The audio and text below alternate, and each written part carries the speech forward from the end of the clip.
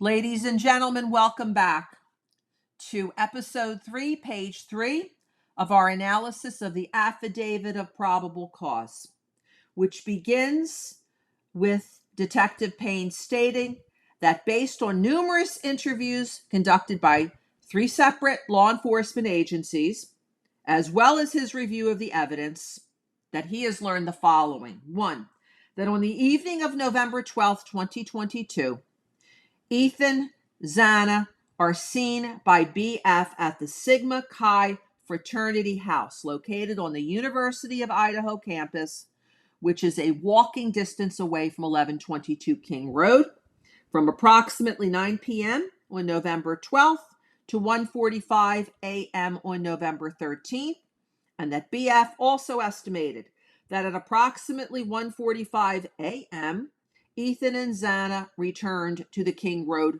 residence. So here we find that 50%, half of the victims and the surviving roommates were at the Sigma Chi fraternity house altogether, and then immediately returned to the King Road property from there. Meantime, Detective Payne states that Kaylee and Madison were at a local bar called the Corner Club, located on Main Street in Moscow. They can be seen on video footage provided by the Corner Club between 10 p.m. on November 12th and 1:30 a.m. on November 13th. At approximately 1:30 a.m., the girls can be seen on video at a local food vendor called the Grub Truck, down the road on Main Street in downtown Moscow. So we have essentially a statement here that Madison and Kaylee were 2 places at once. They were at the Corner Club at 1:30, and they were also down the street at the Grub Truck at 1:30 a.m. on November 13th, 2022.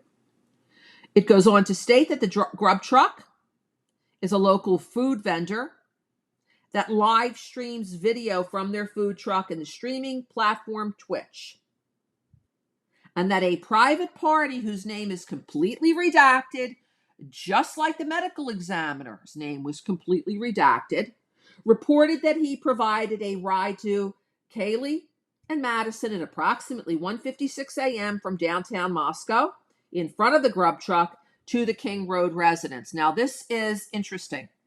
Why is this private party's name completely redacted? The medical examiner's name completely redacted? The surviving roommate's initials given, but Jack DeCour's name completely provided. Why the inconsistency? Why not provide initials for everyone or redact everyone's names? This is a question that remains unanswered. The private driver's name, however, was given in documents in Pennsylvania because recall that Mr. Kohberger was apprehended, taken under arrest in Pennsylvania. The private driver's name is Eric Goer.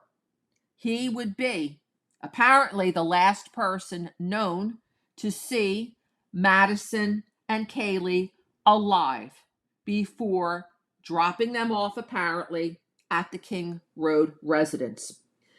The affidavit, page 3, goes on to state that DM and BF both made statements during interviews that indicated the occupants of the King Road residence were home by 2 and asleep or at least in their rooms by approximately 4, with the exception of Kernodle, who received a DoorDash order at the residence at approximately 4:00 a.m. Law enforcement, it states here, identified the DoorDash delivery driver who reported this information, does not give this driver's name, gender, or the name of the restaurant where the food was brought from.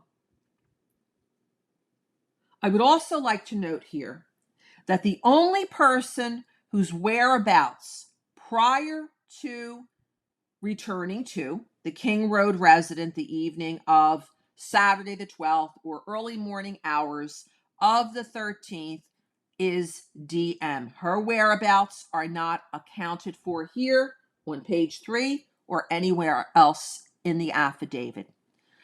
This is Kathy. You've been listening to the Indie Zone. Please join us again when we will evaluate page 4 of the affidavit. Thank you for listening.